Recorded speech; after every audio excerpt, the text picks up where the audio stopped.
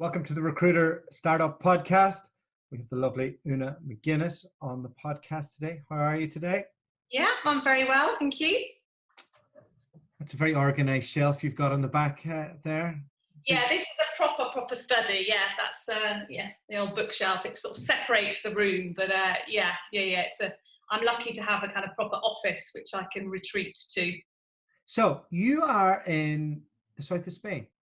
Yeah, well, I'm in between Alicante and Valencia, so not quite southern Spain, have been here for about 14 years, I think it is now. We only came for a year. Yeah, and in terms of remote working, you're out of the closet now. You're here. Yeah, absolutely. I've worked remotely since I moved here. I never not worked. I haven't ever not worked apart from when I had children, so and had maternity leave. So yeah, absolutely. I've been the one championing remote working, and obviously when you manage remote offices in different parts of the world, everyone's remote kind of thing. So I've really been able to make it work for me. Can you give a view, like, what was the size and scale of the operation that you were running when you went remote, and from that point to the point when you left? Sure. Yeah, I was a director of, it was then PFJ, and I had been a director, I think, good question actually, I was a director when I was 29, that's probably about 4 or 5 years, and the operation was probably about 40 people, 40 consultants. And then I went to see the CEO one day and said, I'm moving to Spain. And so he said, right, okay, does that mean you're resigning? And I said, no, I think we can make this work. And so I moved to Spain, and we had a sort of 6-month review. And it was, the sort of best 6 months that the sort of operation in London had ever had. I had a great management team, and it worked really well. Unpack that for me. Why did that work well?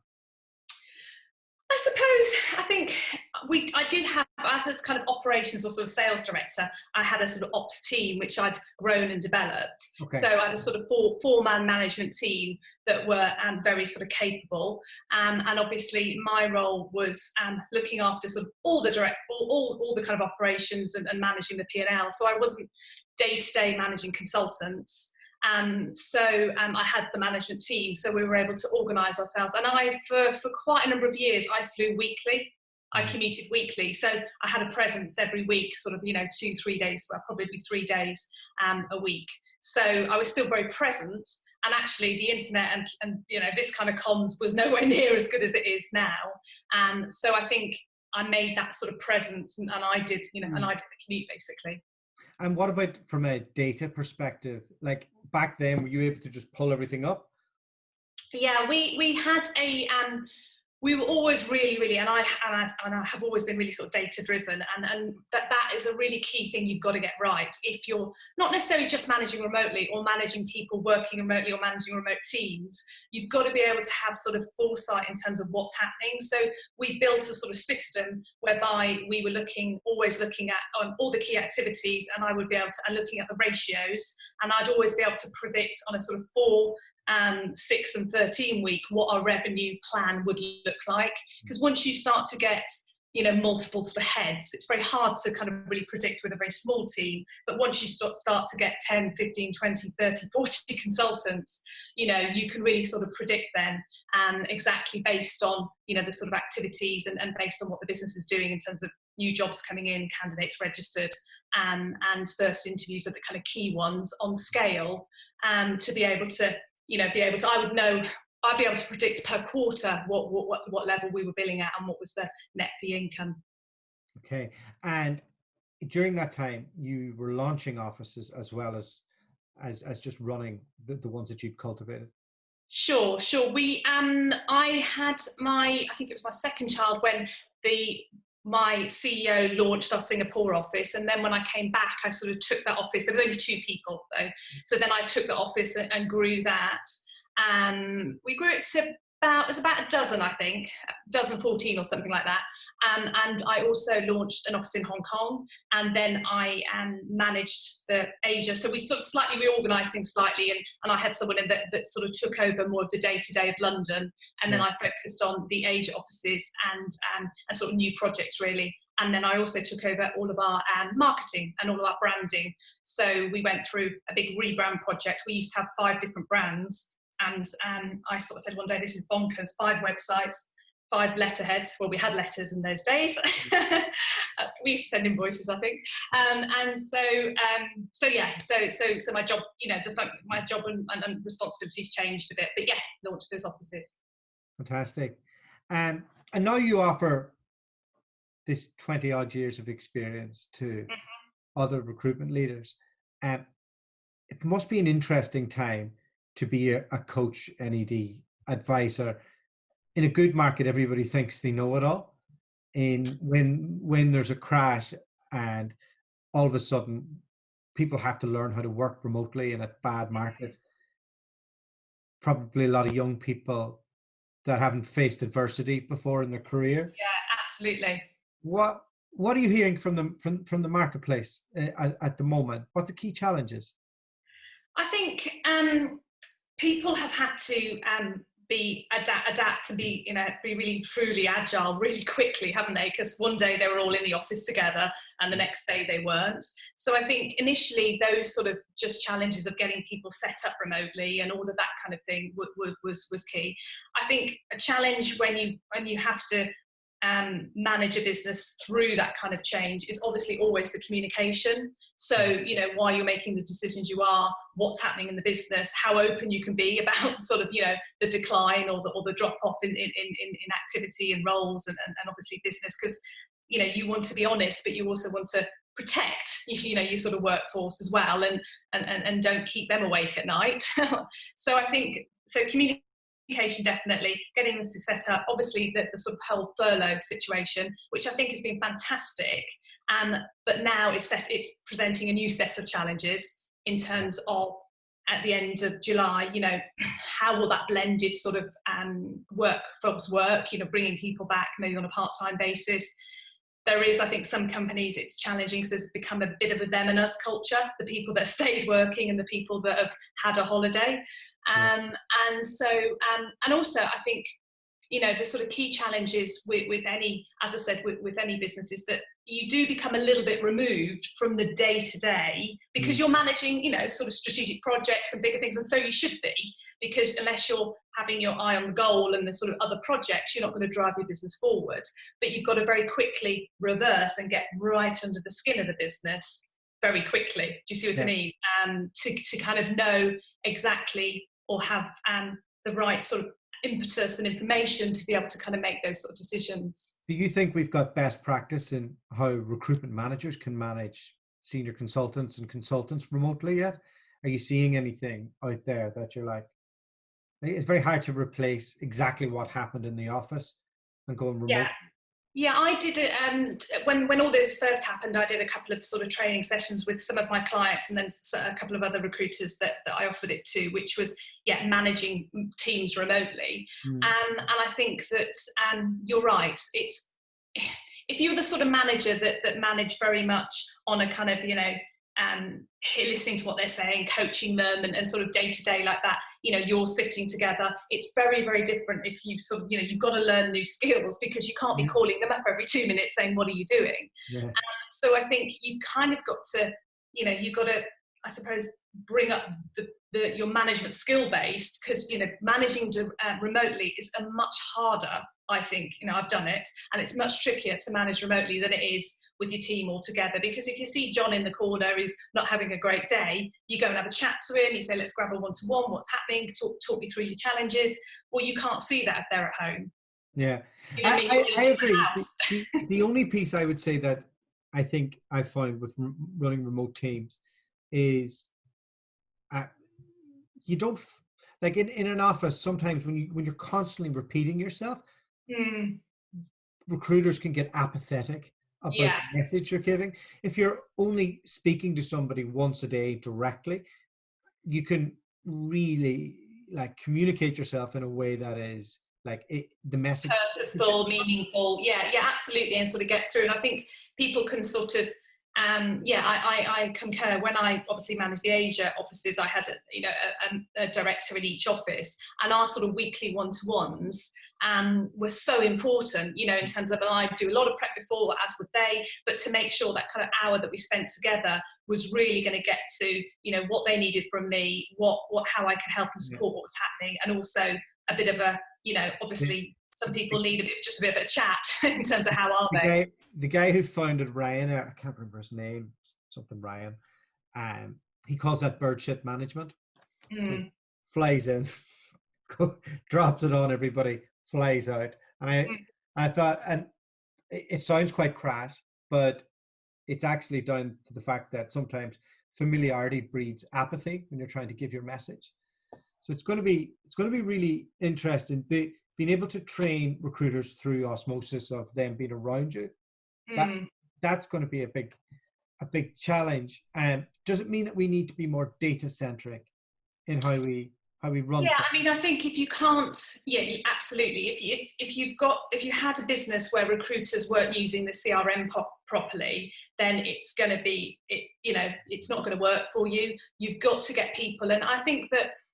One of the key things I think a lot of people miss out on is when they induct new recruiters, or when they bring people on, or even at the management level, they don't explain how important data is in their business and how they can use it for their benefit and to shape trends and know when clients are recruiting and understand ratios and all of those things. So therefore they don't use the CRM very well, because they don't appreciate, they just see it as I've just got to do this. But I think the minute the light, when it kind of reaches them, that they realise in their appraisals, when they can look at the evidence or they can look at trends with clients, that actually this is really going to help me be more successful, then you can get your recruiters using the CRM really well.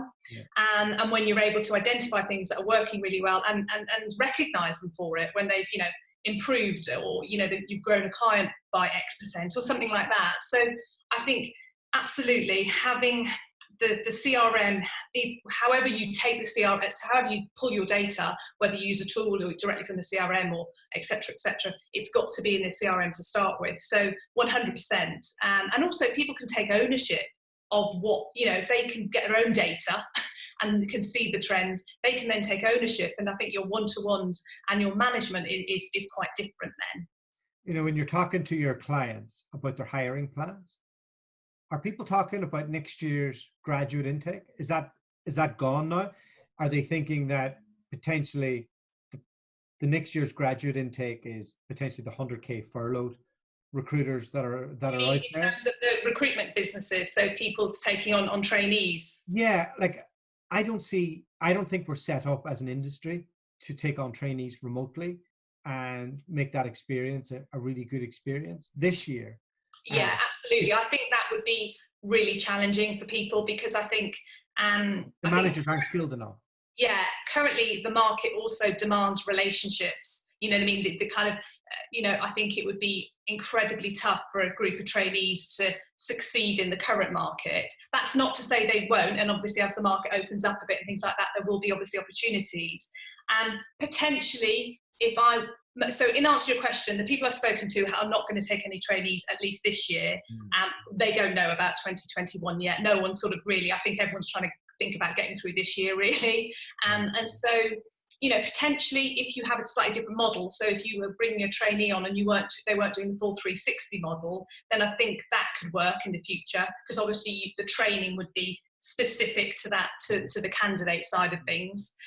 And obviously with video technology, you can join interviews, and you can do, there's probably quite a lot, but I think you'd need a trainer, or certainly someone dedicated to them internally, because you're going to want your managers billing and focusing on the billing consultants. So I think, if I was a recruiter, my advice would be, if you haven't got someone designated internally that could take on that, 6 people or trainees that you're going to take it on board, then it's going to really pull your eye off the market, because they're probably going to need a lot more investment, because you're right, you can't just sort of sit them in a room or say, go and desk coach for so-and-so for 2 hours, because that's not going to happen. It's going to be a really interesting process. Like I've had a remote team for 5 years, but they've mainly been on the sourcing administration side. Yeah. As opposed to like bringing in business and Yeah. being completely client facing. And we have a lot to learn ourselves in that, but we've learned a lot of lessons in how to deal with them from an interpersonal way. And Mm. I can see already companies doing this the wrong way. Yeah. Some of them have like video screens on people the whole time and things like that. And I just think, for Well, me, how uncomfortable would you make someone feel? I mean, it's bad enough kind of doing it on a like this basis, isn't it? Because you're still so aware of it. But I think, yeah, no, that's crazy. I think it all comes down to, if you're a good manager, you need to be talking to people about how do they want to be managed? How are you going to get the best out of them when they're at home? Because they might have, obviously, children they got to homeschool. It might be that they have to work different hours. It might be they have to work reduced hours, and obviously to reduce salaries and things like that as well. Obviously, as a business, you can't afford to be paying people for time they're not working. So I think that, you've got to get back to those management skills and those leadership skills. What's going to work best for those individuals? And so in the last couple of weeks, I've had a lot of recruitment founders reach out to me, and they've said, I'm going to consider good principal consultants remotely now. Yeah. What why wouldn't they? Because they've seen actually they can survive and they can work, and all right, it's reduced demand, but they can see that the cogs are still turning. What is the recruitment business of the near future look like to you? How do you see that structure? Are we gonna have offices? We're gonna have mixture. What do you see?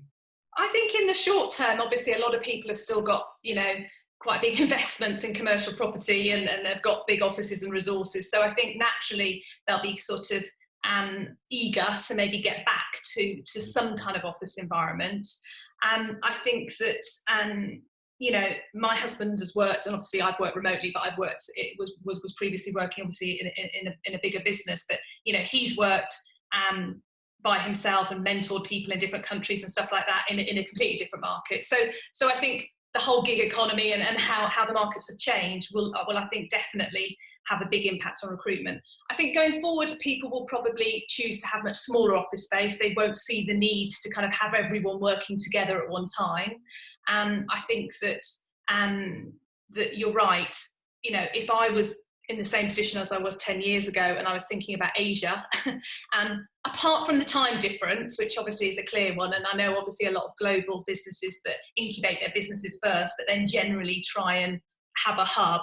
But who's to say you could have a hub, but that person could be remote working. They wouldn't need an office in New York. They just live in New York, because the time is very difficult. It's difficult always to work different time scale. For me, for Spain, working the Singapore hours, it wasn't too problematic, because if you got up early, you got half a day, you know what I mean? You got 6 till 1, but that wouldn't be great if that's the only time you could talk to clients and candidates. So I think location wise, people are always going to be sort of better suited to be working, whether it's in America, across America, or whatever. But I think you're right. I think we'll see a lot more businesses thrive in a remote environment, and maybe it's a monthly or something management get together, or different people or different teams or something. I do think, though, a lot of people, remote working works really well for some people, but for others, they can find it a bit demotivating and a bit challenging. So but again, I suppose then those types of people will gravitate more to the businesses that have more of an office environment, whether that is only 2 days a week or, on a smaller scale. Yeah, it's so interesting. So I've been remote for 5 years, and you've been remote for a considerable amount of time. Yeah. And all of a sudden the world's just caught up. And it's of course this was going to be the way, but I wasn't expecting it to happen this quickly. No, of course not. No, I don't think no one would have predicted that one. Suddenly, 70% of the workforce are working from home. I think one of the surveys I read predicted something like 21% by 2020 or something like that. So huge change. I did a poll on LinkedIn, and it just yesterday, so it's had 350 votes, and 65% of them want a remote job out of the recruiters. What, 100% remote? 100% remote. And wow. I had a look, and as you do as a rector, I went through the backgrounds, because our other business is going to do that. I went through it, and I was like, didn't know he'd consider that. Oh, didn't know she would consider that. And this is remote when things are rubbish. Like you're Mm. not allowed out to enjoy yourself. But And potentially you've got all your kids at home. oh, yeah, I'll tell you another story about that another time. It's been Yeah, me too. it's been an interesting one. So yeah, I foresee the remote thing. It was a macro trend. It's Mm. mainstream now. And Uh, also, you can be, I know, you can be so much more productive. Well, you know, I had my most productive days and weeks. I used to obviously go to Asia quite frequently. I think I did like 6 trips a year most years. So I'd go for a couple of weeks at a time. I won't use your Ryanair expression, but I'd go in, dive in, and then be with the business a week in Singapore and a week in Hong Kong, and come back exhausted. But, they were really, it was really wonderful to meet people face to face. It really was. And just the people you'd spoken to, and obviously quite often I'd be involved in the selection and the interview process and the hiring process, but then I wouldn't probably have as much to do with them. So that, there was a definite benefit of growing that relationship and bonding those sort of teams and getting them to know who I was. But I think, my most productive time and most creative time and coming up with really good ideas and things like that was working remotely, because if you're a leader in an office, or we've got, teams, often that's why our team leaders used to want to work from home, because they knew they could get so much done, because obviously they didn't have the distractions. You could wax lyrical on quite a lot of subjects Mm-hmm. on the sales side and on the operations side, but one area you're quite passionate about is the marketing area, and you've ran some major projects. What advice are you giving to startup recruitment firms in the stuff that they need to get done early on from a marketing perspective? Sure. I think the most important thing with any kind of new business or recruitment business, it needs to start with your brand. So what is your brand? What does it stand for? And that isn't just what's the logo, that's the values, that's the, what do you want people to say about you, and how do you want them to describe your business? And once you sort of set that up, then that sort of should flow through everything you do, kind of all your communications, obviously getting your website, that should be, your sort of driver in terms of, not traffic, but candidates and clients. So I think getting a website right. I think if I was a brand new business now, clearly having your website, some kind of email platform or automation platform, which can plug into your CRM and your website. You mean so like a MailChimp or something like that? Yeah, well, more MailChimp, can't necessarily do the sort of automation. So Candidate ID is a good one. You might have heard of. Expensive one. An expensive one, but there are lots of other ones that do, and even if, like saying, you can't start off with an automation tool, but a lot of those automation email softwares, they're based on number of, it's on the number of emails you're sending. So if you're a small business, the cost can be manageable. But I think certainly, getting your brand right, and then making sure that your website and building whatever channels you feel comfortable with. Obviously, you've got your podcast, which has worked really, really well for you. Other people, it might be a really strong content strategy, which obviously they should be using video now with. But I think, one of my clients I've worked with over the past year, we did a big rebrand. They're a search business, so they don't have jobs on their website, and so it's been like branding a product almost, product branding rather than recruitment. So and the content strategy is something we've really worked on, so they are seen as experts in their market, and they don't need to rely on their partners going out to see clients. That obviously, that when you come and see you come onto their website or you receive any of their comms, their expertise is demonstrated through that sort of high level content. What does that high level content look like? Is that like? Well, I think it's got to be niche, niche, whatever your specific markets are. If you're niche in your markets, you're going to have huge amounts of information and data available to you to produce some kind of narrative. And it can be really simple, but it's things that, the decision makers in your businesses won't have access to. So I know the obvious one is kind of market trends and benchmarking and salaries and things like that. But other things in terms of, demands for job functions and things like that. If you're really niche in a market, you can start to see those or hear about them, or the data's telling you suddenly got 6 roles in X, which you didn't have 3 months ago. And these roles are, people, we're not getting as many jobs on in these areas. So what's that picture telling you? And obviously with a bit of research, you can kind of pull together something, pretty unique fairly quickly. So I think, a good sort of content strategy, and obviously working out not trying to do everything, because if you try and do everything, you do nothing very well. So, trying to do the key things sort of well. And I think your marketing should be talking, obviously everyone's always adding candidates to the database and adding new clients. So you need to get your marketing communicating to them on a regular basis from you, the owner, as it were, because you can't do that on a day-to-day basis. So you need your comms to sort of do that for you. What are you up to at the moment? Okay, so I am obviously I'm at home and enjoying the lockdown. Well, some days I am. No. So obviously I've been in sort of lockdown and well, for the past year or so I've been working with a selection of clients. I'm choosing to sort of work pretty much part-time, but it always turns into sort of most days. But yeah, so I'm not working full-time. I'm working with a selection of clients on different sort of projects, really. I mean, I really love helping people sort of do things better. So, improving sort of operational efficiencies, or I've worked on, as I said, the search business, a big sort of rebrand project.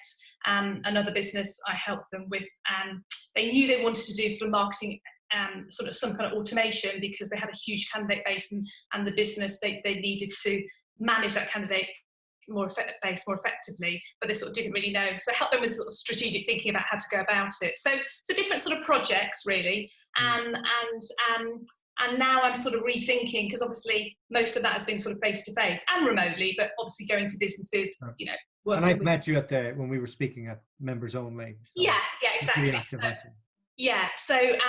I think I'd worked in the morning then, and then I went to that one. So I think I'm sort of rethinking how I can help recruitment leaders with my expertise in a sort of different sort of format and different kind of platform, because a lot of people haven't got resources and money for bigger projects and consultants right here right now, understandably, and I think that hopefully I've got quite a lot to offer in terms of quite challenging times, because obviously I've worked through different recessions and have had to downsize, upsize, and all those kind of things that are challenging for business owners now.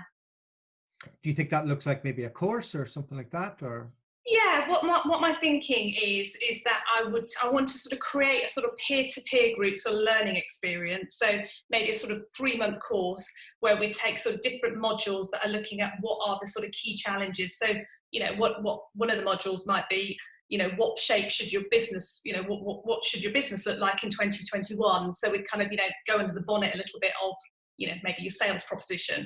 And then there'd be some learning modules, and then also some kind of coaching with me to help them develop that plan. What I'm good at is taking an idea and then breaking it down into sort of goals and tactics and sort of making it happen. Because most people have got the ideas, they're just not sure how to get the idea here to a working model that's worth making money. And so that's what I think I can hopefully add. It's, well, what changes or what ideas have you got, and then how do you kind of implement them to have best effect really for your business. All right. Well, I think that's us. Unless you have any questions for me. No, well, tell me a little bit about your new business. So obviously there's the rec to rec side. So the new business will be working in what markets, and what are you thinking? It'll lean towards technology. Yeah. However, and I'm going through a little bit of this with Andy, I do get attracted to very talented people. And we've a couple of people at offer stage who are not quite in the tech space. So we'll hire some talented people in similar professional services disciplines. Sure. But I think overall the focus will be to build up IT contract and that. It's going to be fully remote. We're going to focus in on building their personal brand, launching podcasts for them, doing all those type of things that we've done in the Rec2Rec space, pairing them with our sourcing team. Yeah. A lot of the heavy lifting, offering them equity from day one. So the aim is to build something that sells in 5 to 7 years. Yeah. Whether that's an MBO or it's an event, or however that materializes, and really we're after people that want to build something want to hire people beneath them. So what we don't want, within the sort of framework, so they don't necessarily go and do it themselves, but you can offer them that framework. Because I think there's a lot of talk about people now will just go and set up on their own. And yes, of course there will be, but I think you can't underestimate the brands that you go and the setup and the framework that a structure of a business gives you. And so I think that's you know, having that is really beneficial for people. So when I was talking to a guy we're probably going to offer today, and I said, look, if you want to go out and set up a lifestyle business, just do that. And what you'll learn is what I learned over the last 5 years. If you want to come on for the next 7 years, what you'll have is the structure that I've put around it. And Andy Hallett's been helping us out every step of the way. Pulling out whatever. The benefit of getting advice and input from those that have done it and seen it. Well, yeah, and what we wanted was that big business DNA. We wanted to mix that with our creative way of doing business. And look, I'm trained at Walters and I did my years there and stuff. But what they don't really go through there is the entrepreneurial side of scaling teams very well and doing that new markets. And that's what S3 do better than anybody. And we wanted that bit in our business. So really finding that's working out well for us. Loads of interest, which is really exciting. And it's just about being really careful about who we partner with at the very start. Yes, yeah, of course. Yeah, because like anyone, you don't obviously you can't afford, but you don't want to get it wrong. And you know, the kind of people, you know, I joined PFJ, there's 12. So those initial people you have that sort of become your leaders and stuff. It doesn't always happen like that, but it's much easier to get some from and bring them on and develop them with you than bring someone at a senior level. You'll have heard that 100 times anyway from your recruitment to recruitment days. It's very hard to bring on leaders, you know, into businesses just because of culture and everything. We found this tool called Vested, and it's like an online EMI scheme. So what happens is the person starts, that principal consultant, and you say, here's a portion of the shares of the business. As your function grows, your billings grow and your teams grow, they can log in at any stage and they can see exactly where they're at in terms of the eventual event. And every time that they add on, they can see where they're at. If we get a level of investment, they can then see what it's worth then. So what I found is when I spoke to people that any remote recruitment business has been too lifestyle focused, and they haven't focused in on what the event or what the outcome is. And what's happened is they've lost their people all the time to, I'll just do it myself, because they haven't built around them and they've no structure to do that. And then so building teams remotely will be different, but it'll just be a different way to do it, won't it? To be honest with you, you know, most people, as we've talked about, most people are going to be used to and have worked in that way for some time, probably by the time you're building the teams.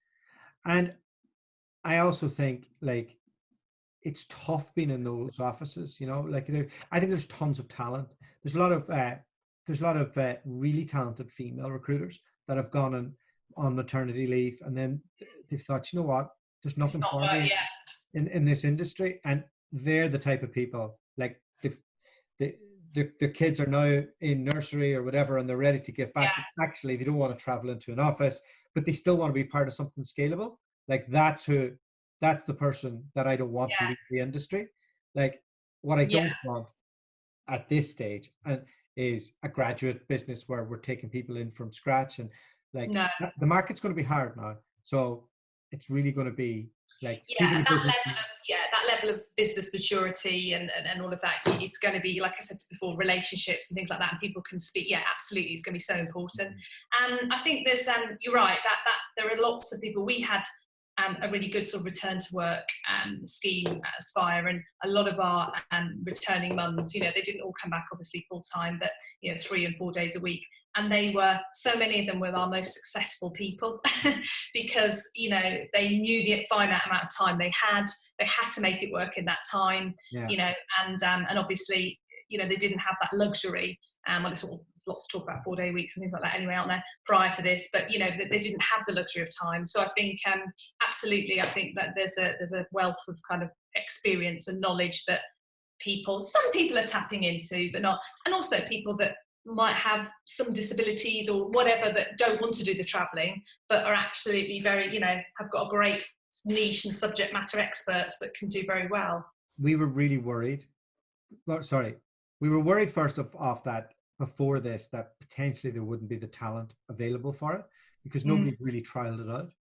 And all of a sudden the industry just gives us 100,000 test cases and X amount of them now want it. This guy, I can't remember the company's name, but I will. I did a thing with APSCO and he was on it. So I wasn't on the panel. I just was one of a delegate, you know, so otherwise I'd have remembered him if I was on a panel with him. But it was in Manchester, and he ran a financial recruitment business. I'll have to find out who he is, and it was all remote, and he'd been doing that for about 5 or 6 years.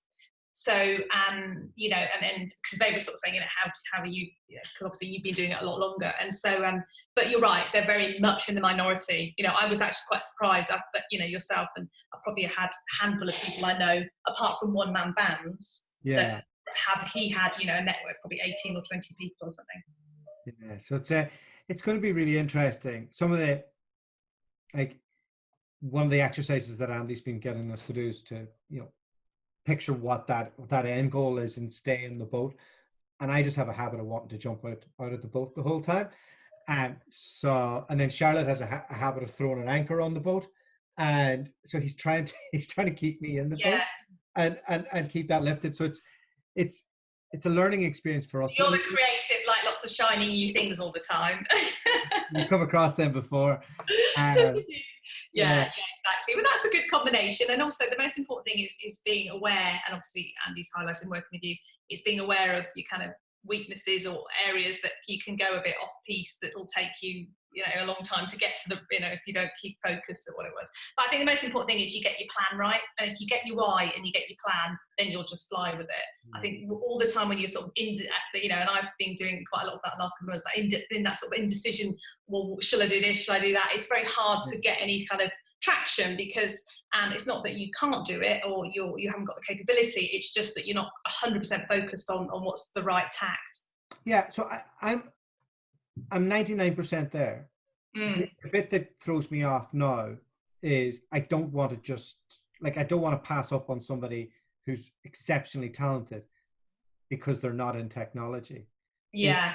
Because they could do something into a technology company, and that's and technology runs through literally every you know industry now, doesn't it? You know what I mean? There's, you know, what you call traditional finance. Well, there's huge amounts of tech in that. Obviously, so I think it's a bit like saying you do digital or something, because when we first started and then sort of launched digital teams, it was a separate section. You know, it was the online section. Well, now it just is everything. Everything's digital. So I think that's really kind of, but obviously technology has got lots of niches as well. But I think there is a sort of technology element, and you know, the CTO is probably, you know, one of the most important facets in most in large scale businesses now. So I think excellent, interesting. That's where we're at. Where can people find you? How can we take part in your mentoring course that's going to happen? Okay, well, I think obviously I'm on LinkedIn, Una McGuinness, but my email address is una@ufmtalent. So I think obviously if anyone wants to drop me an email, if anyone wants to discuss, you know, where their business is going now, or just wants to have a chat, or would like some kind of, you know, advice, then please, do get hold of me. And obviously I'll be starting to kind of promote the online and peer-to-peer learning thing soon. Okay, great stuff. Thank you so much.